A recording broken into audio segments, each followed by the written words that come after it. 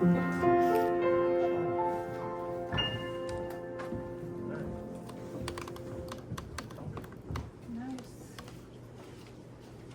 morning. I'm the Reverend Jeff Frank, and I will be auditioning for the role of Jesus today.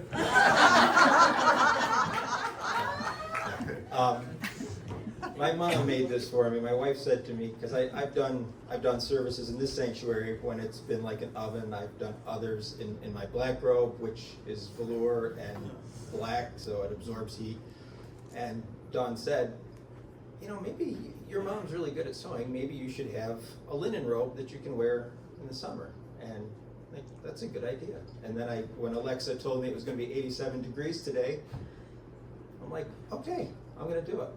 So, no mockery, no joke. I just figured I'd go apostolic chic today.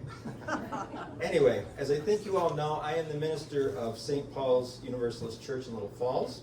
I'm joined by my friend and colleague, Mark Bunce, our music director at St. Paul's, and we welcome you to the First Universalist Society of Salisbury for one of 4 cluster services that we take turns hosting each year. There will be a luncheon immediately following this service down in the fellowship hall. Let us now proceed to our choir call to worship.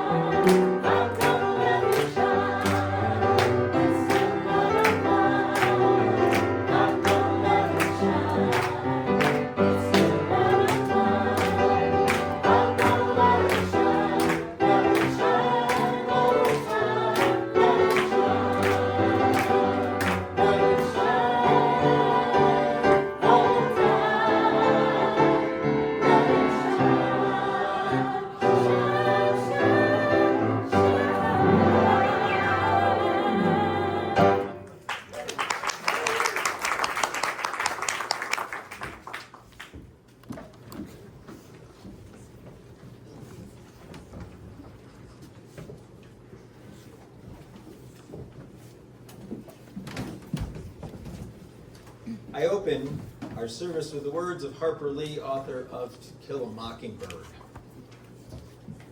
People generally see what they look for and hear what they listen for. And so I welcome you to our Sunday service, our special gathering as a cluster. Bring who you are as you enter the church this morning. Bring your best self and your struggling self. Bring your mistakes and your triumphs. Bring your shortcomings and your recommitment to good. Bring yourself here and open your heart to beauty, to truth, to the door that is open to the presence of the universal spirit. In our churches, we are trying to walk together on a peaceable way. trying to hammer out division and hatred and all that separates us one from another. We try, and we all fall short. But held in love, we try again and again. We come together this morning as a church to bow our heads in prayer, to raise our voices in song, to remember our promises, and vow to live by them once again. And Barbara Phillips from our friends in Barneveld will lead us in the chalice lighting. We can join her in unison.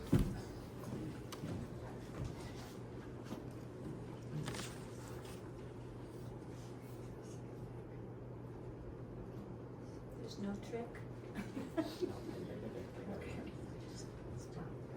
We come from many places, along different paths, bringing different truths.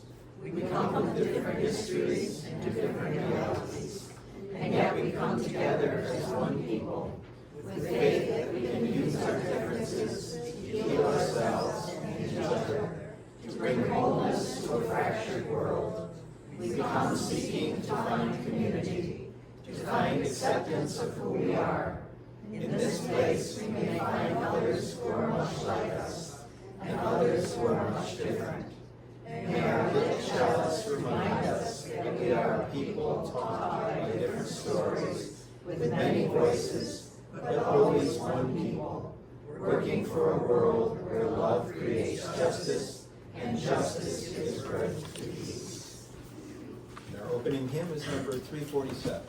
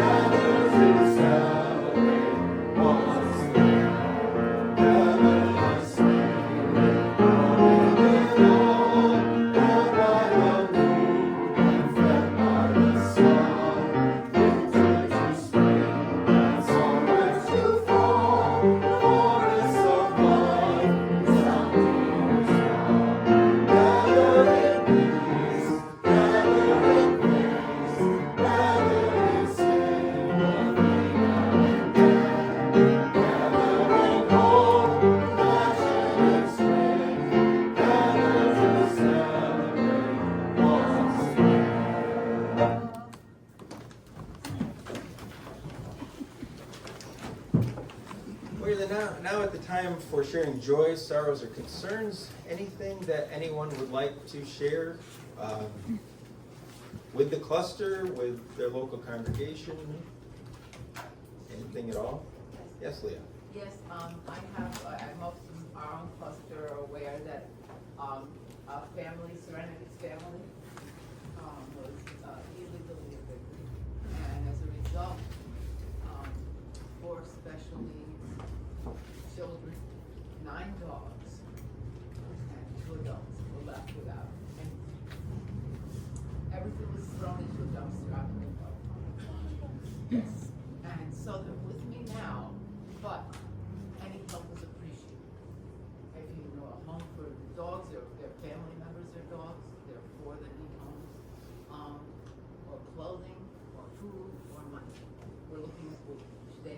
trailer, we're looking for a place to put it away from neighbors.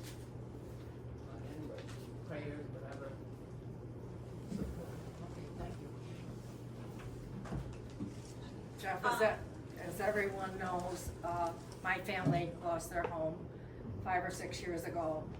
My granddaughter and my daughter, and they are in the area again where evacuation is possible. So far, they're safe, and evacuation orders haven't been happened, but if the wind changes, it all happens. So keep everyone out in California and Alberta where the fires are in your prayers and thoughts.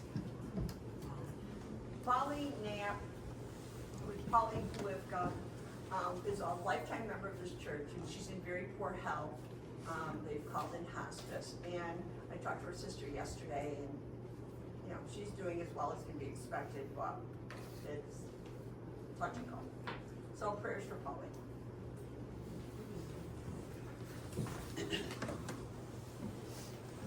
Well, I just want to say thank you to everybody coming, especially people who I haven't seen in like forever. Because I'm always busy. Well, I'm glad they're here because I've been thinking about certain people and wanting to go see them, and it's been very hard. But Will and Susan Watkins, who lived in Salisbury Corners, who came to church for years, were, you know, Susan was board president at one time, and I am just so glad that they are here today. And I'm just glad so many other people, I know I've met you. Unfortunately, my eyesight is bad, my hearing is bad, brain fog, the whole 9 yards. So if you know me, just walk right up and talk to me because I'm not sure who anybody is. So, We know you. I know, everybody seems to know me, but.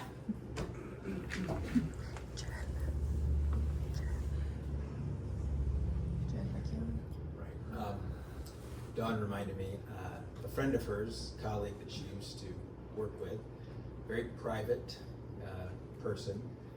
We were in Herkimer Walmart? Doesn't matter. We were in a Walmart, and I was in, you know, the produce section, and it came over social media that not only did we not know that she was struggling with a terminal health condition, but she had passed from it at the age of 48. So, just wanted to share that. And also, at the risk of embarrassing her, you can't see, because you might think my wife and I came dressed for a Halloween party. Dawn is dressed like a farmer. And the reason for that is, right before school got out, we discovered that we had a torrential rainstorm. We were walking the dogs right before dusk, and we found 3 baby skunks. And we didn't know what to do with them. So we called around to wildlife rehabilitators, and if you've ever called around to them, you realize it's very, you know, who they'll, or what animal they'll take, or what kind of animals they're authorized to work with. You know, it can be tricky. Unfortunately, those 3 skunks did not make it, but it did allow Dawn to meet with probably the wildlife rehabilitator in the state who is certified to work with just about any critter. And for the last month, Dawn's been volunteering there. That's why she's dressed like she's going to go slop the hogs. And I give her credit, so far she's gone in with a loaded skunk. And you haven't been sprayed yet, right? No. No. In fact, the skunk doesn't. Probably won't be. No, won't leave. No, Yeah. because he's used to her, and skunks can be just like having cats. Right. I'm told they can be your litter box too. Yes, they can. Right. You're working with hawks, foxes, animals like that. So anyway, that's why we're dressed for Halloween.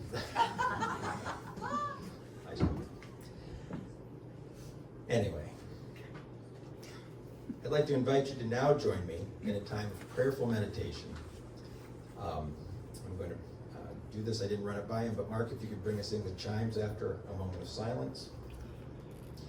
These are the words of Laura Horton Ludwig, and this is called The Imprint of Love. Spirit of life and love, light within and without, mystery from which we have all emerged, within which we live and die. Be with us now as we allow ourselves to drop into the silence and stillness at the center of our being. As people of faith, we seek to live in a spirit of love, a spirit of community, justice, and peace. And yet in so many corners of the world, both far and near, we see divisiveness and hate. And if we look deep within ourselves, perhaps we will even find those shadows within ourselves. We struggle to respond to the outer world and our inner dramas in ways that manifest love. At times, we may fear that love will not be strong enough. At times, we may question whether love really is at the root of all things. In this world with so much struggle and suffering and discord, we may struggle to hold on to our faith and love, knowing that if all things come from the one source we proclaim, that source must somehow hold hate as well as love, violence as well as peace, evil as well as good. This is the mystery within which we live and die. These are the questions that haunt our days and nights. And yet we are not without hope. Our struggles and our questions testify to our longing for peace and for love. Our very longings are born out of that mystery. We dare to address as spirit of life and love. In the stillness and silence of our own heart, we read the imprint of love, created not by our own will, but planted there for us to discover. By what or whom we cannot know, and yet it is there. A clue, a talisman, a beacon, a light within. May it keep hope alive, even as we dwell in mystery. May it guide us all as we seek to act wisely and well. May it help us to be vessels of compassion for one another and for our world. Amen. Let's just have a brief moment of silence where we listen to the wisdom of our hearts and minds.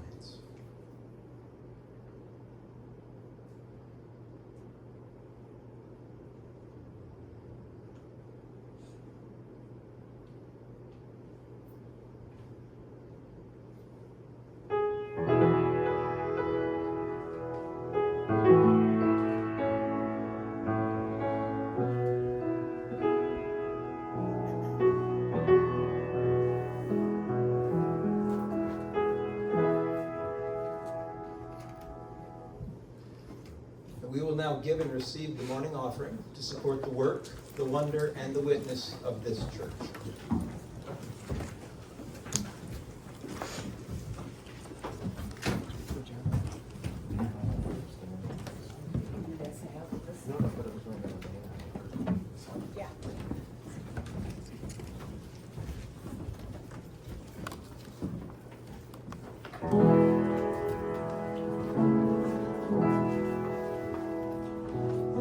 Life goes on in endless song.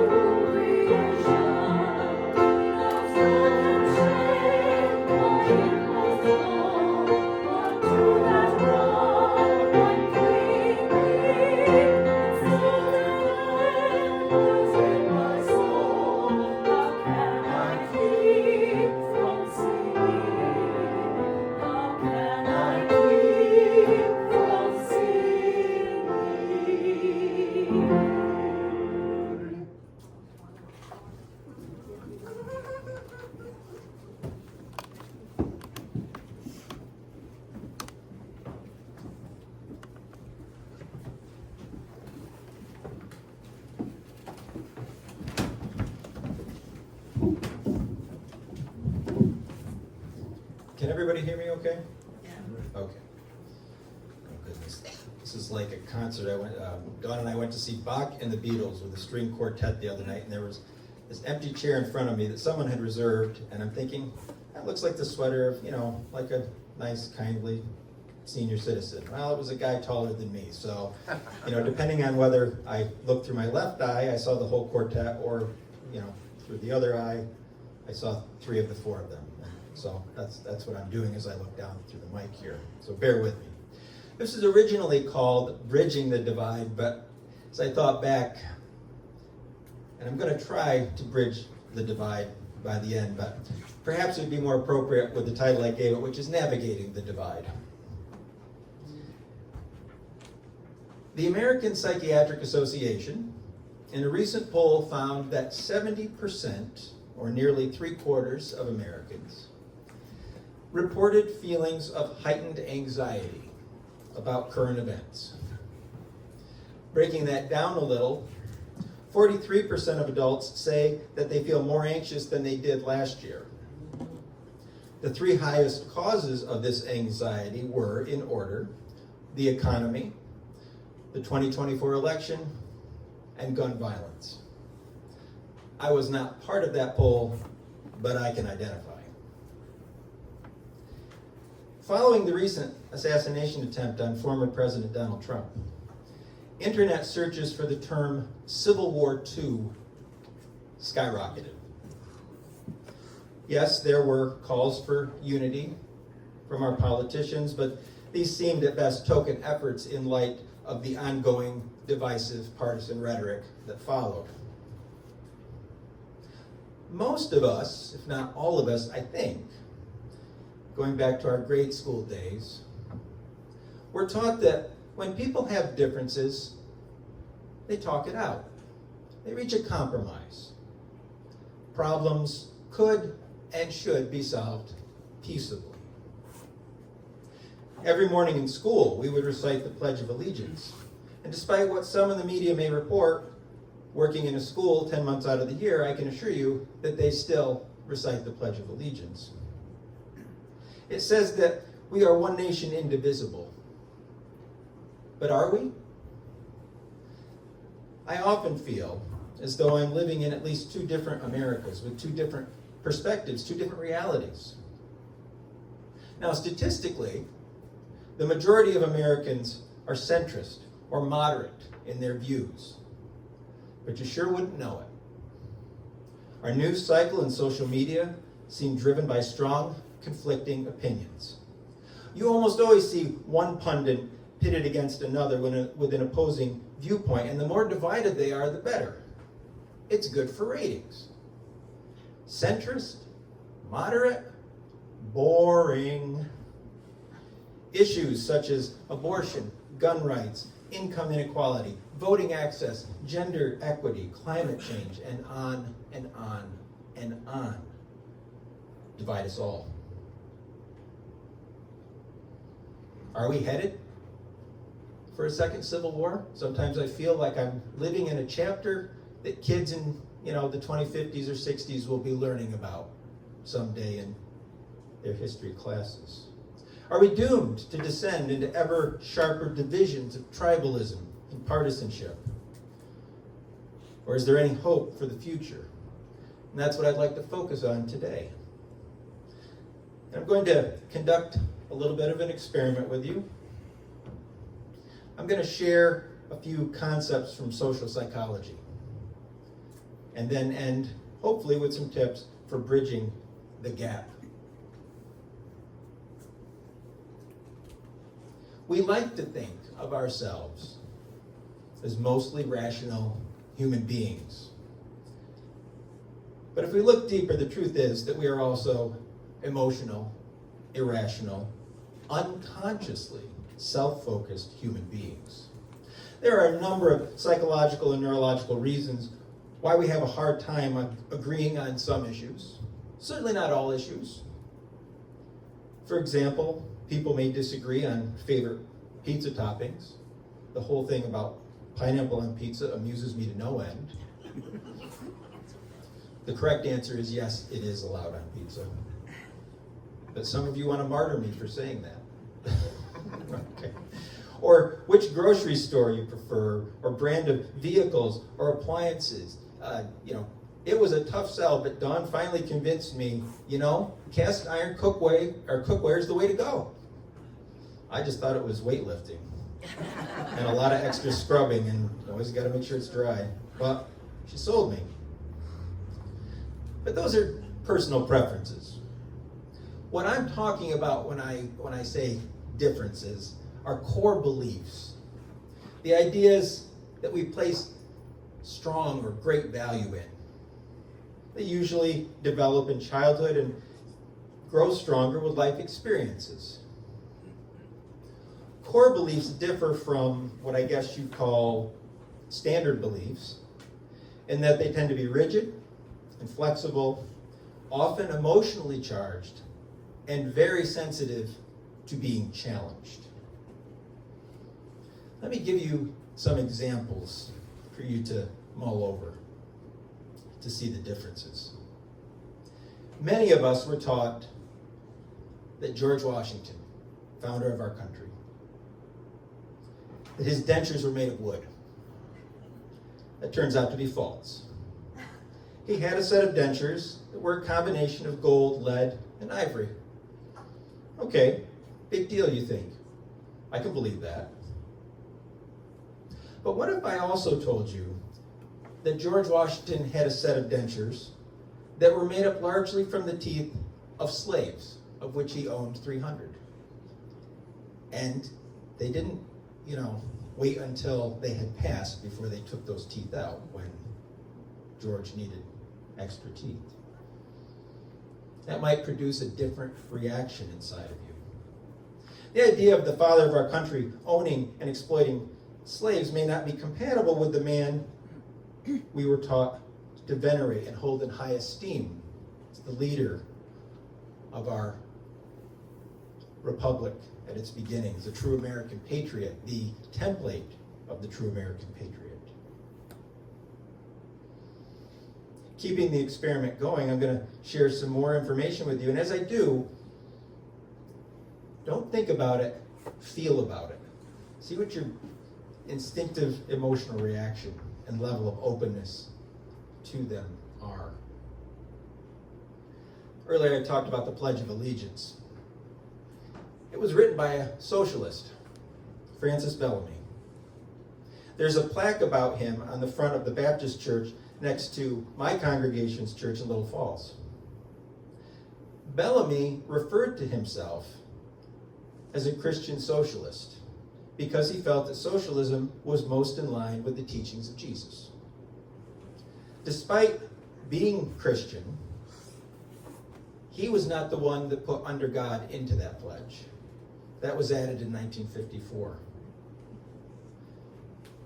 He even came up with a salute known as the Bellamy salute. Bear with me, there's an explanation here. This is what it looked like. Oh dear. And then it ended with that. They tipped their hand. We all know what that reminds us of. Okay?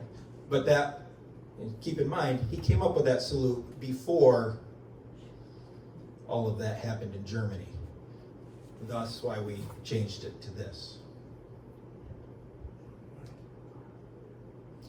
There's been a lot of talk in the news over the last couple years about the overturning of Roe versus Wade. It would probably surprise you to know that 6 of the 7 Supreme Court justices who voted in favor of Roe versus Wade back in the early 70s were appointed by Republicans. Nearly 4 out of 10 Americans, 40%, believe that life on Earth is no more than 6,000 years old. Despite the fact that the age of the Earth is not specified in the Bible. Forget the astronomical and geological and archaeological evidence. They say that's Bible-based. There's nothing in the Bible that says the Earth is 6,000 years old, but they cling to it. The Conservative Heritage Foundation, the same group it's linked with the 2025 project, has compiled data that they have relied on for more than a decade to promote the idea that voter fraud is real, rampant, easy to commit, and easy to hide. However, their own database, which goes back to 1988, has found just 206 cases of fraudulent use of an absentee ballot. Over that same period, 1.6 billion, with a B, votes were cast in federal elections. Now, chances are that you heard some of those things, and we're thinking, makes sense, I can see that. Some of you may be skeptical. So you can well imagine what happens when we express core beliefs that are basically strong opinions that conflict with the core beliefs of others. And if we were to argue over our differences, despite being told, you can work these things out, reach a compromise, there's a very good chance that we would not only not change the other person's mind, there's a much better chance that the opposite would occur. That doesn't make sense. And our daughter just tried to call me in the middle of a church service. We did tell her we had a church service, right? Natalie, I'm going to show this to you. We had a church service. Wow. There are several factors as to why we tend to, when we try to talk things out, we end up pushing each other further away. The first one, which you hear a lot about, I know my poor congregation has heard a lot about, is confirmation bias.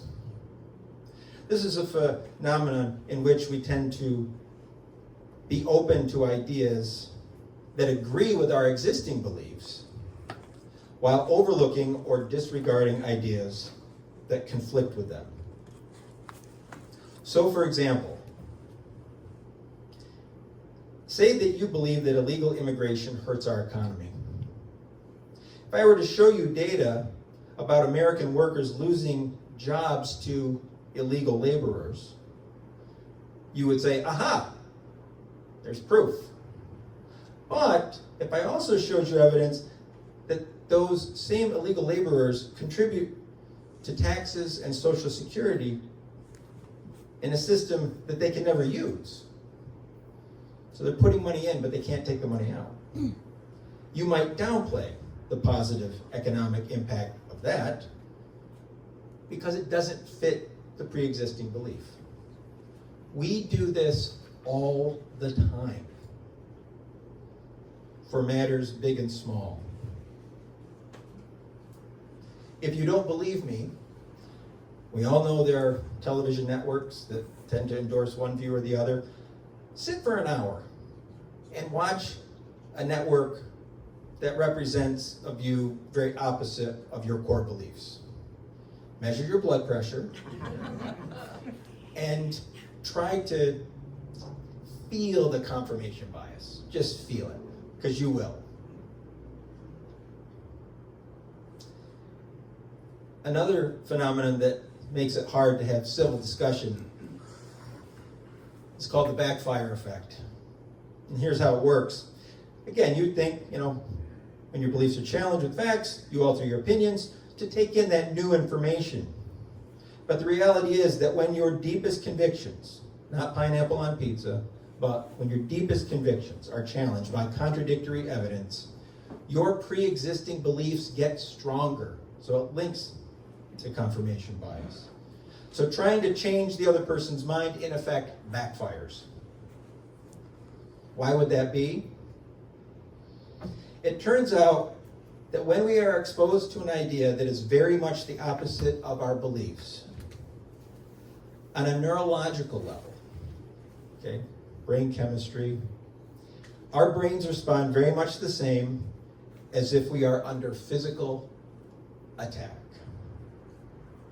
If you hook up electrodes and scan the brain, the region that lights up when we encounter challenging information is exactly the same as when we are physically threatened. So for example, and I admit I may have done this, I've lost track of how many times I've done this. If you were to go up to someone who believes that the Bible is infallible and point out scriptural inconsistencies, and you don't have to go far, you get like a couple pages in, because there's two different versions of the creation story that don't line up. And you point that out to them. On a neurological level, they will respond in much the same way as if I were to take a Bible and swing it at them. Try to beat that information into them. This is why people can keep their hands off of each other and still want to knock each other's teeth in when they get into that conflict. Keeping with that neurological theme, recent studies have found that political orientation is one of the single most divisive elements in modern society, more so than sex, gender, age, race, etc. And it turns out that the differences between conservatives and liberals are not merely philosophical, they are partially neurological. There's a structure in your brain called the amygdala, and it regulates your emotions. Researchers have found that the right side of the amygdala is larger in people who tend to identify as strongly conservative. What this means is that they have a stronger awareness and reaction to fearful stimuli. For example, their physiological reaction to disturbing images is stronger than it is for other groups. It's not a choice, it's a fact of their biology. And as such, they are more likely to perceive threats and to seek security in response to them. That security being what is familiar. This could explain in part why issues like a border wall, gun rights, traditional social order would appeal more to conservatives. They all, in theory, promote feelings of safety and security. But to further muddy those waters, it turns out that, at least temporarily, you can make liberals lean more conservative and conservatives lean more liberal in their social views. They did a study where they, did a questionnaire and, sectioned people into strong liberals, strong conservatives. They asked the liberals to imagine their own deaths or other major threats. And when they do that, and then give them the survey that sectioned them off again, they tend to shift more, they're more sympathetic to conservative views when they feel under threat, when they imagine those things. Conversely, the scientists asked the self-identified conservatives to imagine that they had the powers of Superman. In other words, powerful, impervious to harm. And they, taking the survey, started to be a little more sympathetic to views on the left.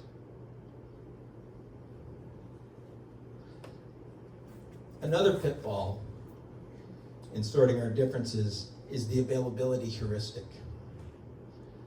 I see this on full display at my local Stewart's all the time.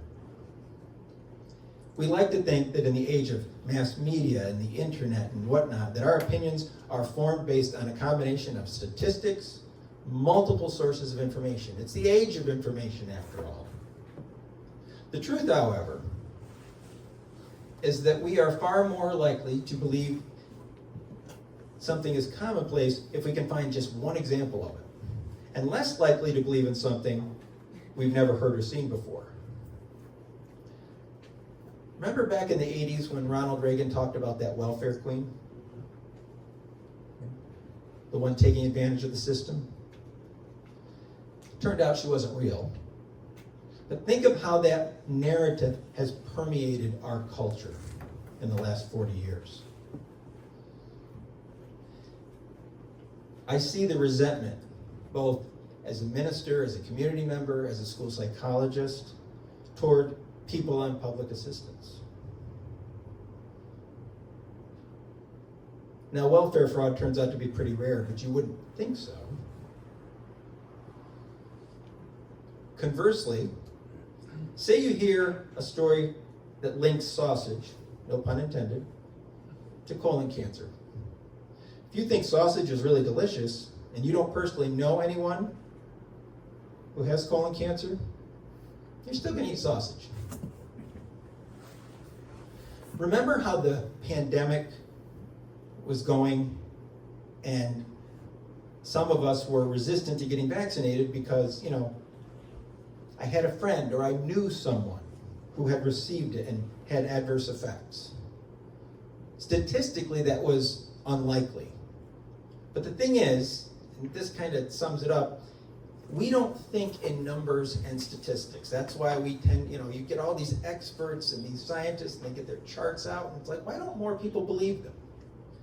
It's because we don't think in numbers and statistics unless we're people like that, who do it for a living.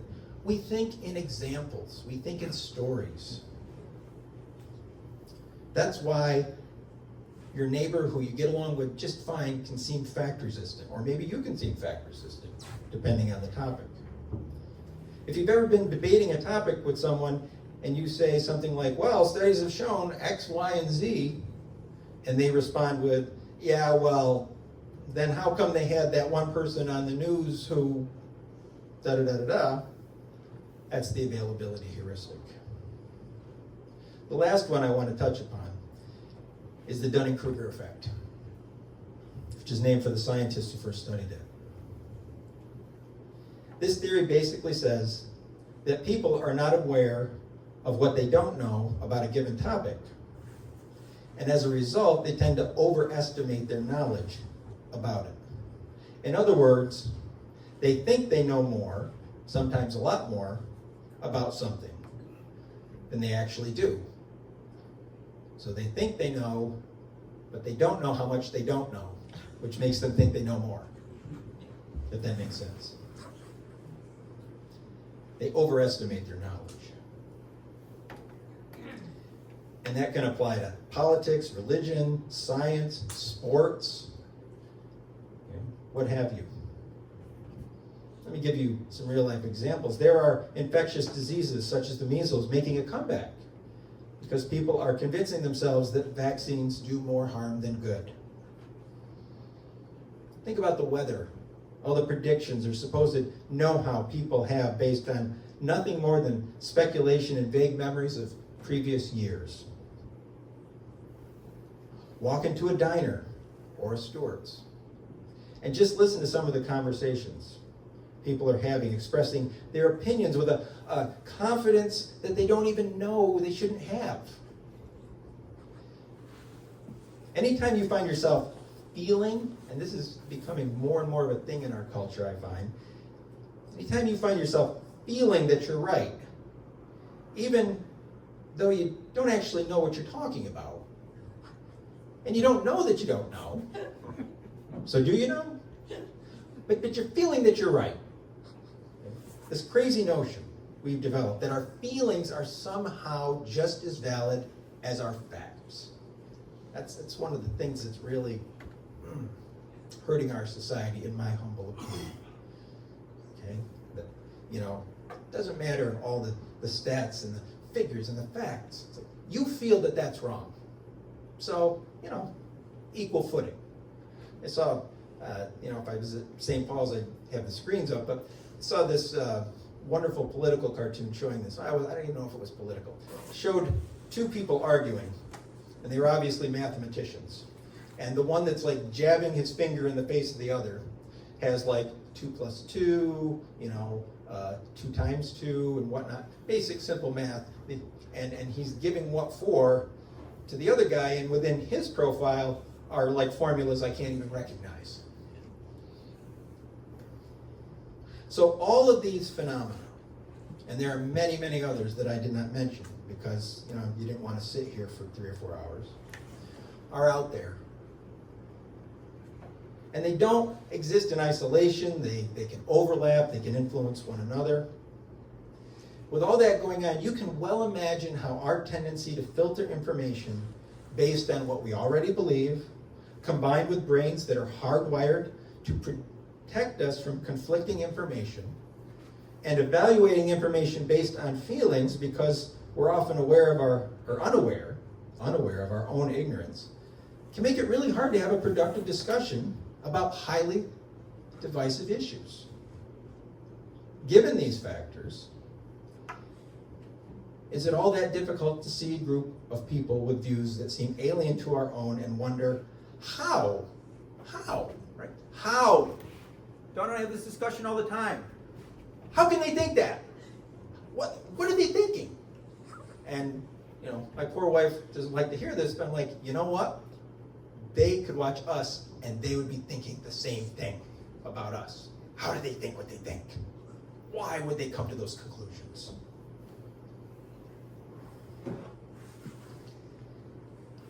The truth is that human beings cannot separate. We can't okay, I'm going to turn off my emotions and just leave my intellect on, or vice versa. You may doubt that meeting some people, but no, it's all combined. Okay, we can't separate those out. We are wired to think and feel, not one or the other. And I wish I had, okay, here, do this and it'll all be better. If I did have those answers, I'd be addressing a much larger crowd, and they would be Congress, and they would be ignoring me. But knowing how our brains react to contrary information, if you know these things are out there, you know that we have our biases, our confirmation bias, backfire effect, availability heuristic, the Dunning-Kruger effect, our own, hardwired neurology, among others. Perhaps that can help us better understand our neighbors, instead of immediately getting defensive and digging into our existing positions. It is possible to find common ground. It is. I've done it. I bet all of you have done it. But let me leave you, sum this up with 6 ideas that might help you the next time you find yourself being challenged or challenging someone else's beliefs. As I said, we can't turn off our emotions, but try to keep emotions out of it. Try to just discuss the facts, not the feelings. That can be hard because, my facts and your facts may not line up, but just try to understand where the other person's coming from. I'm a huge context person. I think that comes from being a counselor, because I need to know where are you coming from? What's your context? Why do you think and feel the way you do? But,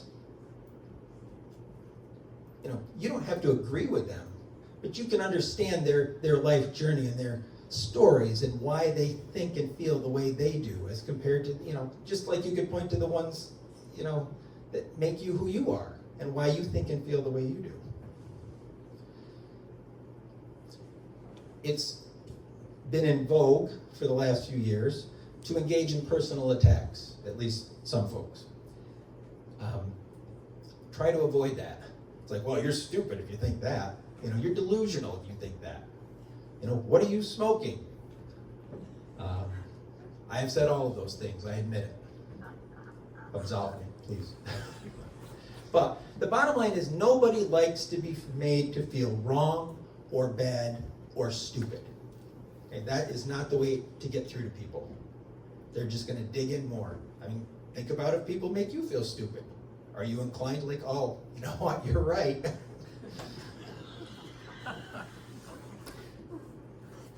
Listen for understanding. I'm looking at Barb because she's a counselor too. That's what counselors do. We try to listen to understanding. Try to articulate the other person's point of view. So what you're saying is, or let me see if I understand where you're coming from. Okay? So often, we do this all the time. Even counselors do this all the time. We listen not in order to understand, we're listening to prepare our response. Number 4, show respect for the facts and other opinions. Again, you don't have to agree. But you can respect where the person's coming from. Exercise empathy. It's in short supply in parts of this country, I feel. Show that you can understand. And that relates to number 4, but show that you can understand why the person thinks the way that they do. And finally, try to understand that changing your view of the facts does not automatically mean that you have to change your entire worldview. As you-use, we are pretty good at that. We are open to, it's like I can take in new information. I can alter my views. It's not like there's this dogma and, oh no, it's like, well, now I started thinking about this. Well, you're going to get excommunicated because now you think this. We're good at that, and it puts us in a position to set an example. Keep in mind that despite what the media presents in order to get those ratings, most of us fall in the middle on a lot of issues. It's just when we encounter someone with very strong differing opinions that we get our dander up. But if you sit and have a one-to-one conversation, you will find common ground, usually. And if you can't, agree to disagree. Don't feel like someone's taking a swing at you.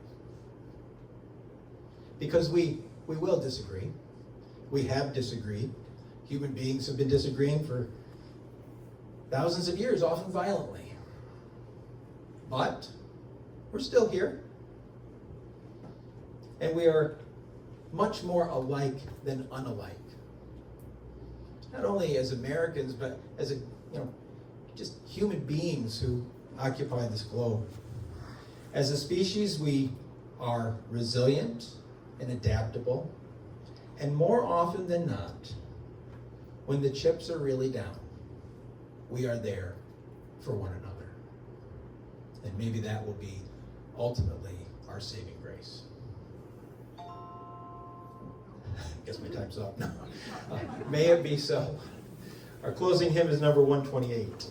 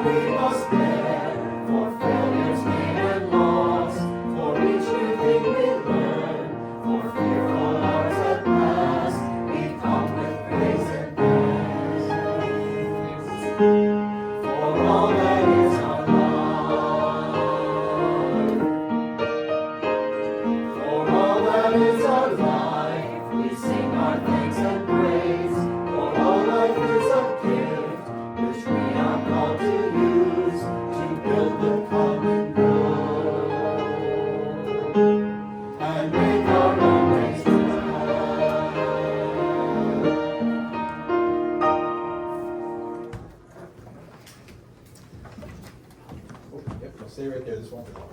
Closing words. Changes abound around us, within us, between us, in our communities, our neighborhoods, and our beloved faith communities. Changes abound. May we each find the balance point we need as we move through our ever-changing world. The balance between the old and the new, between the known and the unknown, between the familiar and the perhaps bold and risky possibilities that may be there waiting for us. And our choir will now do our benediction.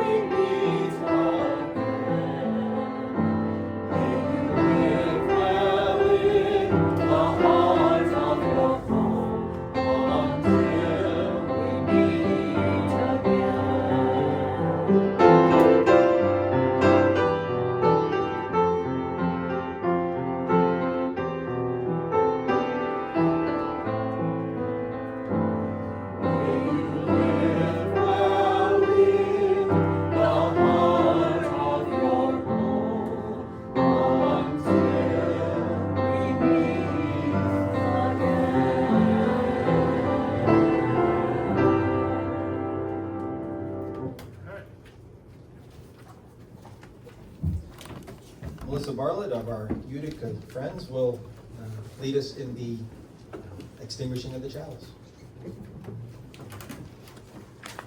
As we Extinguish the flame on our chalice, we ignite it inside ourselves. Our commitment to our mission is one another, is an unquenchable flame. Let us remember that we are not alone until we light the flame